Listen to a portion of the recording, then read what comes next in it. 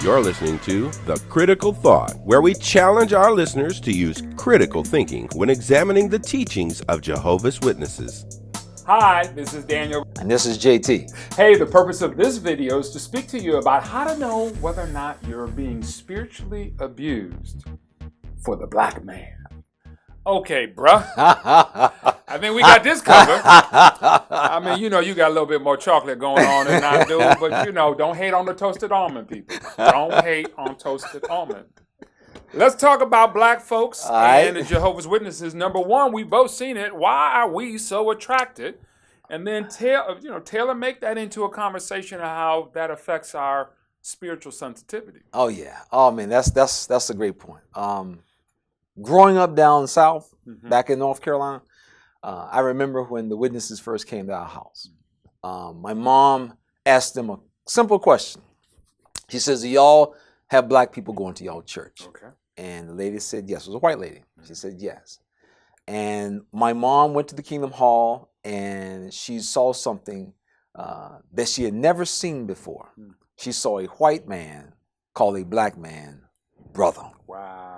So at that point, she was like, "This is the truth. This is the truth. This is the truth. Got to be the truth. Got to be the truth. Got to be the truth." And that's, you know, we end up becoming involved in the Witnesses. But over the years, what I've seen is very interesting. When I was at Bethel, one of the questions that a lot of the Bethel, and it's funny at Bethel, you have like conversations and conversations. And a lot of the African American black brothers at Bethel, we used to always ask the question, "Man, we're gonna get the black governing body, man. We're gonna black governing body, you know." And I remember we used to ask, "Where the brother at? Where the brother's at?" You know. And I remember we were invited over to someone's room one night, very prominent Jehovah's Witness at the world headquarters. People have seen him on TV and so forth many times. And that was the question we posed to him. We said, "When they get a black governing body?" And he said, "Well, you know, the society, you know, we just work with the program, you know." And it's very interesting. And so what we have seen, and I know myself, I think a lot of it has to do with, for African American people, we've always been religious. I mean, the history of black people in this country, especially in the United States, has been a religious one. We've always turned to the church for answers and for help. So naturally, that's where you will find a lot of black people are very interested in something about the Bible. It's interesting what I think it was Charles Taze Russell, what he said about the black man. What did he say? He made the point that black people are very teachable. And that's interesting because that means you're able to be taught things easily without question. I remember sitting in elders meetings with white elders, and the circuit overseer would make a statement. And the white elder would say, "Well, could you share with us where you got that reference from?" And so they would challenge. I mean, I've always been impressed with the white brothers. They would challenge. They wouldn't just take it laying down like, "Well, where you get that from? You know, what magazine? What publication?" Contrast that, unfortunately, to many of the African American brothers. "I ain't saying that. The circuit here said that's good enough for me." And so, unfortunately, that type of mindset can be a serious problem when someone is telling you something that's not true. So hold on. So the good news is we as black folks get respect inside the organization. Yes. The good news is that we're teachable and coachable. Yes. The bad news is that we tend to follow the leader and not question that leader. That's the problem. Is what you're saying, not really use critical thinking. Yeah. We end up defaulting to a 1D or a 2D, as I've called it in some of the other videos, level of depth of thinking. Am I summarizing this fair? Yeah. One of the things that often happens in the black community, especially in the black Jehovah's Witness community, is that, unfortunately, a lot of black Jehovah's Witnesses, they are not very, what's the word, a good word, social economically speaking. You won't find a lot of doctors and lawyers and financial planners and investment bankers. I was in a congregation where we had brothers who were presidents of banks, brothers who owned very large corporations. Business they had built up. Most of the black brothers over the years, and this is just historical, I'm just looking back at my life. Growing up as a kid, most of the brothers, they work very low-wage jobs. So they would work at the mill, they would do a little handyman stuff. And so all of a sudden, at the Kingdom Hall, they suit and tie. Right. getting an education, speaking, doing things as they wouldn't normally be doing outside the organization, and getting respect from folks that don't look like them. Yes. Are you saying, though, that this also makes them maybe more susceptible to staying? Oh, my goodness. When they know they ought to be leaving? Oh, man. I actually had people tell me this. JT, where you going? Okay. And it wasn't in the context of you leaving Jesus, okay? You're doing so well. You're being used. You're on the programs, this and that. And so as a result of that, I personally know guys right now, man. I'm talking to you right now. I know guys who they're staying for the position. I know some Bethelites. When I was at Bethel, people would often leave. And the goal was to try to stay in full-time service. Or if you couldn't come back to Bethel, to get into the traveling work. That was big among a lot of African-American brothers. They want to get into the traveling work. And I had two people I know, in talking to them, I was asking, one was telling me, you get the new car and everything. And so he's just going on about all the benefits. And I said, well, what about the friends? The friends take care of themselves, And so you see this dynamic that plays out. And it's very, very unfortunate because as a result, many times, they are less likely to leave many times because they feel I'm giving up more. I'm losing more. One brother told me, he said, I get respect when I walk into Kingdom Hall. All the brothers have to respect me. I'm an elder. But on my job, he's just regular Joe Blow. And so those type of dynamics, man, they play a tremendous part. So they're less likely to listen. JT, you're making me think about something I said to you that you played back that I want to share with the group. When emotion is up, logic is down.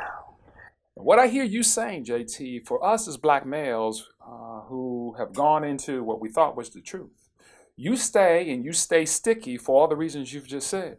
Because the emotion is up. Oh, yeah. Therefore, the logic or the critical thinking oftentimes is down. Oh, yeah. Causes you to stay there longer than you normally would and makes you more susceptible to following the leader or subcontracting out your thinking to others. Yeah. You in another video talked about, you called it spiritual abuse. Man, bruh, even off camera, you used the word torture. Yeah. Now, link this to the bros that are watching this particular video and the wives of those bros that are watching.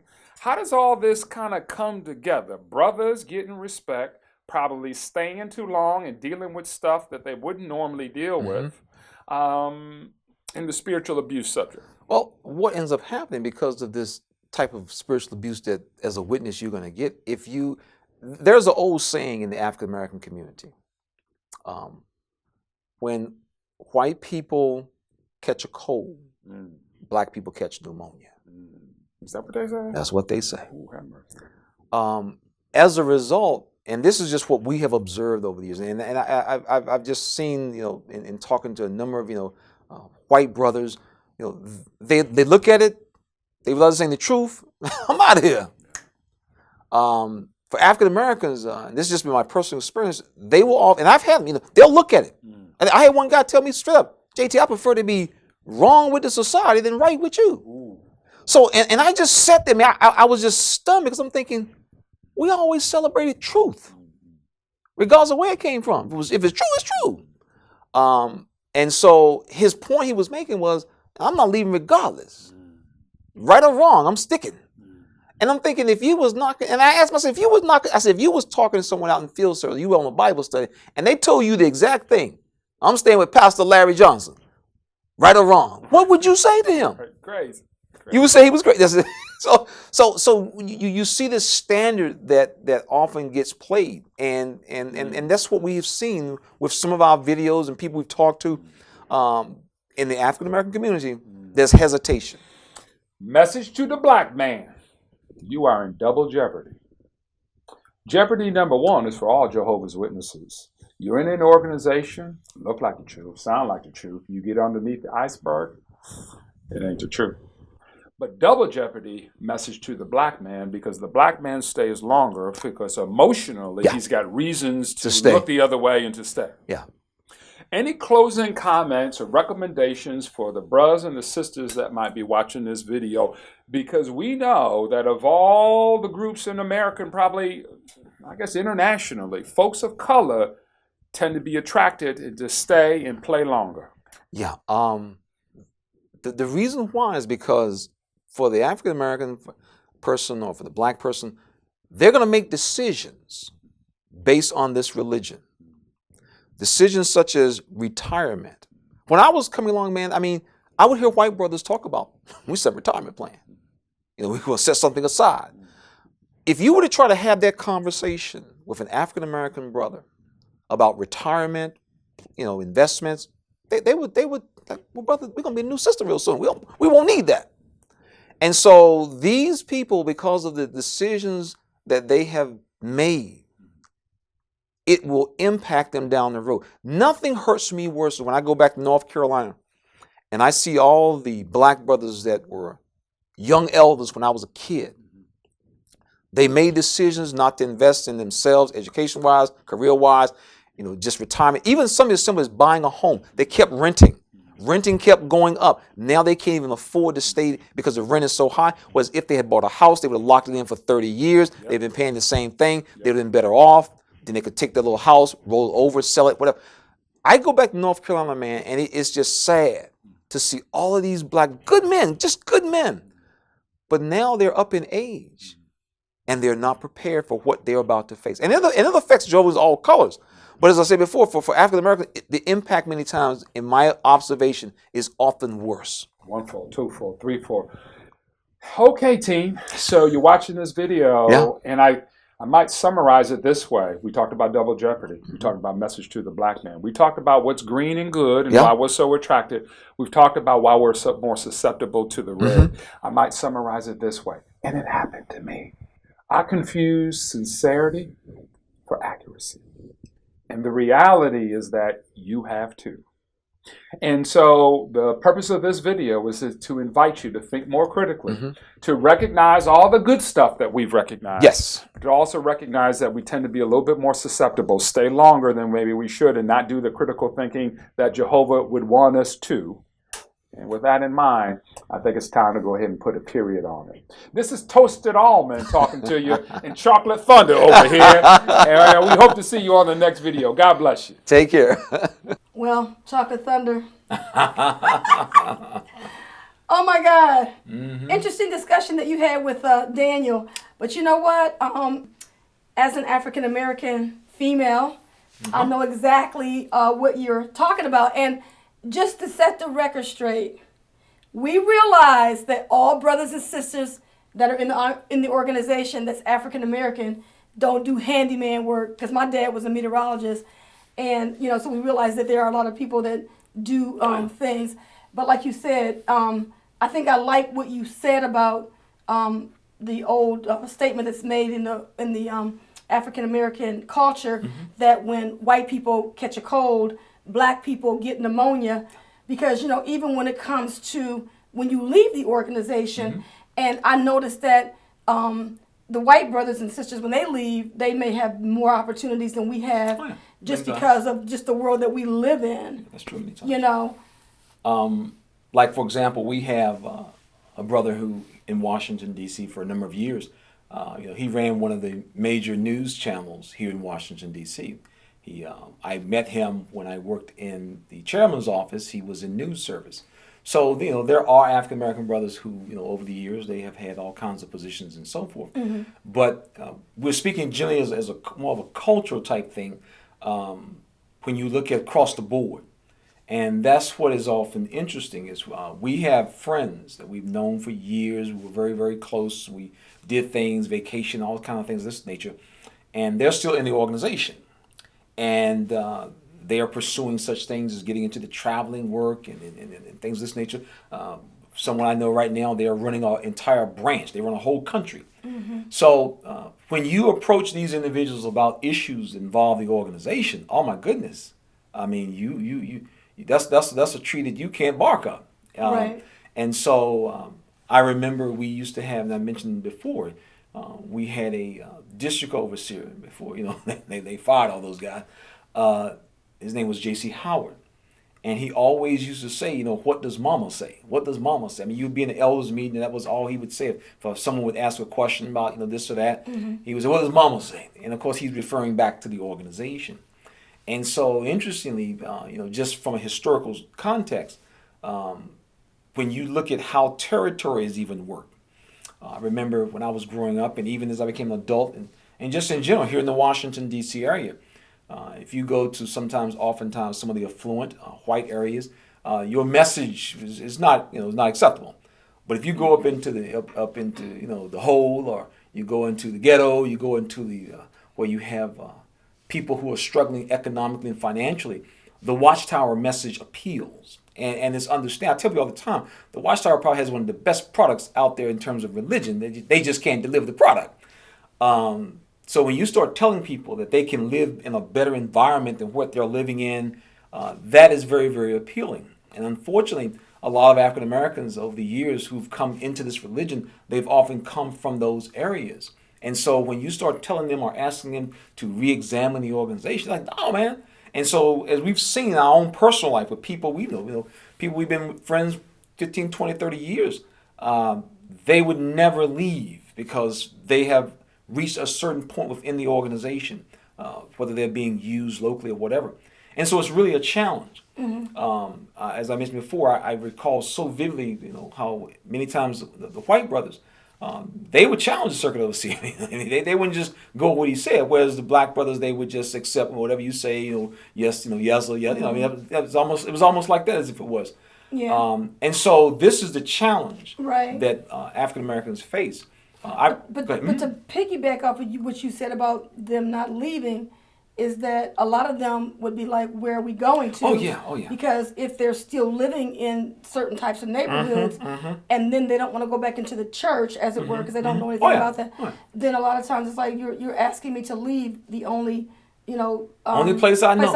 Only place I know. And then we received, quite a few, emails from people saying that if it wasn't for the Watchtower, they wouldn't be still living, different stuff like that, because they may have come out of really bad situations.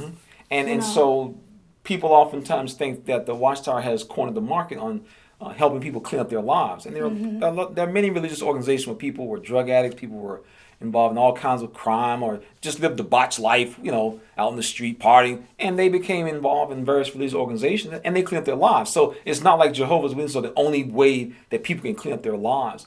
But many times for the African American witness, and this has just been our personal experience, and of course, we know all around the world that witnesses are in all kinds of countries, and so their experience is often different.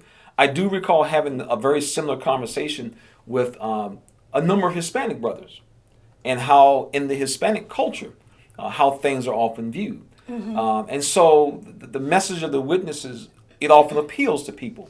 And so it's just a challenge, because it's just an additional barrier that people oftentimes have to deal with. But at the end of the day, each person, black, white, yellow, red, whatever, will have to take the time to do exactly what all of us have found you have to do. And that is to take the time, ask the critical thinking questions, and be willing to accept what the answers are. Right. Yeah. And then, in the video, JT had mentioned about where you're from, they weren't buying homes. Yeah. I do know that where I'm from the Midwest. And people did buy homes because they didn't really have a lot of apartments there. And so they did, buy their own homes and stuff like that. But speaking from experience in the congregation that we went to in Alexandria, we could not believe the number of African Americans that did not own their own homes.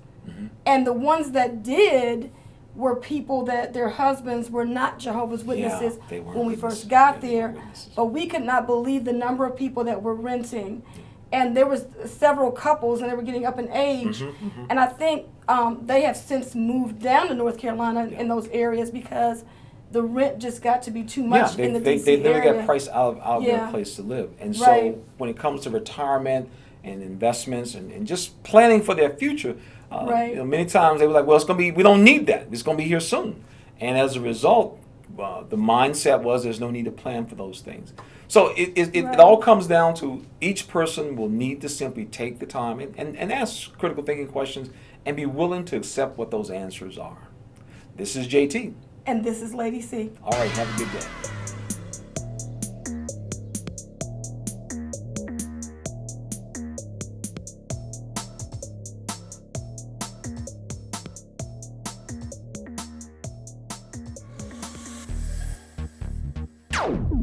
This program was sponsored by Critical Thinkers.